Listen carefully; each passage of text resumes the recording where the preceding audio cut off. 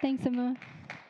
Well, hello, everybody. It's so great to be with you guys today. As Emma just said, my name is Gracie, and I am in Wednesday fam. Woot, woot. Yeah. And I'm also on staff here at NLCF. And I am just super excited to be with each and every one of you today. God is moving in this service, and I pray that his presence feels palpable in this moment. When I was asked to do this snapshot, I will not lie. Initially, I was a bit lost, just because God has done so many incredible things over the course of this year and this semester. And so I kind of just thought, where do I even go? Like, how do I summarize the goodness of God in the span of 5 minutes? I like to yap, folks. That's not a lot of time. But as December began and as Advent just started it to be in full swing, I started to have the following question. And so I propose this to you guys. Yes, we proclaim that God, or Jesus that has come, and that we proclaim that he has freed the captives and that he is providing good news to those that are needy. Praise God for that. But where do we proclaim this good news? We have a mission as followers of Jesus, but where is our mission field? So I wanted to tackle this question with each of you, and I pray that this snapshot serves as an encouragement. At this time last year, I really didn't know what my life would look like.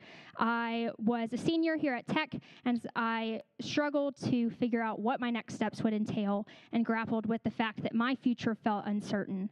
I felt like the Lord was leading me to come on staff here at NLCF for the year. And I will not lie, I was nervous at first, not because I didn't want to go on staff, but just because I felt very unequipped to take on that role.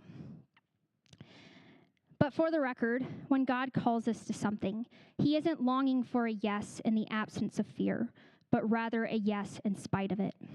So, without having all of the answers, I said yes to the direction that I felt like the Lord was calling me to. And it has been a complete joy to get to live life with each and every one of you. This semester, as many of you know, NLCF created an NLCF intramural soccer team called DubFam. And I was super excited to join in. Feet first, if you will. I'm incredibly competitive in nature, and so anything sports related is just right up my alley. But after sustaining a third-degree ankle sprain back in October, I kind of just thought to myself, well, I guess that's it for intramurals for me. What else am I supposed to do? But that's when I felt like the Lord was challenging me to get creative. What are ways in which I can engage with intramurals without ever setting foot on the field? How can I encourage and cheer on my teammates and perhaps connect with those that are outside of my circle? And over the course of this season, becoming the soccer mom, if you will, of Dub Fam and praying with the other teams after our games has been nothing short of an immense blessing. And you might be thinking to yourself, Gracie, it's just intramurals. And I get that. In the grand scheme of life, intramurals are simple. But I think that's the point. I think that's what God has been reiterating to me this entire semester. What simple moments are we just letting slip by that could be extraordinary moments to build the kingdom?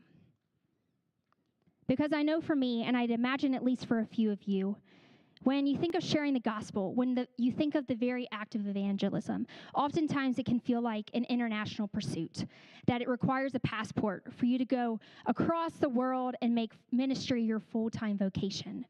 And I don't want to be misunderstood. That is crucial. It is so important that we have people take on that role. And thank the Lord that we do. My twin sister feels led to international ministry work and spent an entire semester last year in Cambodia, just going town to town preaching the good news. And praise God for that. And there are people that feel called to go into ministry full time. And that is an incredible thing. But as Margaret was saying last week and Crystal the week before that, we are all captives, all in need, all in lack. So where is the mission field? Right where your feet are planted. There are so many people right here in Blacksburg, Virginia, that have never heard the good news of Jesus. They are struggling to find the light in the darkness, the calm amidst the storm, and they are asking themselves, what is the answer? And Jesus is the answer. Now, you might not have every question answered. You will not have every answer to the questions that people ask you, but that's okay. Jump in scared. Start practicing proclaiming the good news, even in the mundane moments. Say yes in the simple.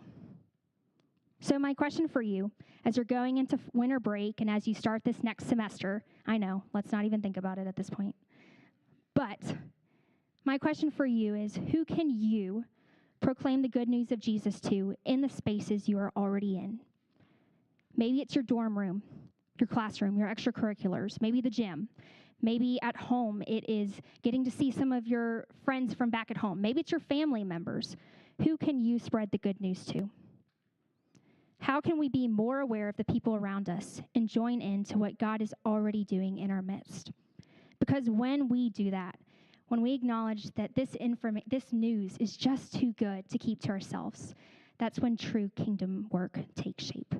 My name is Gracie, and that's my snapshot.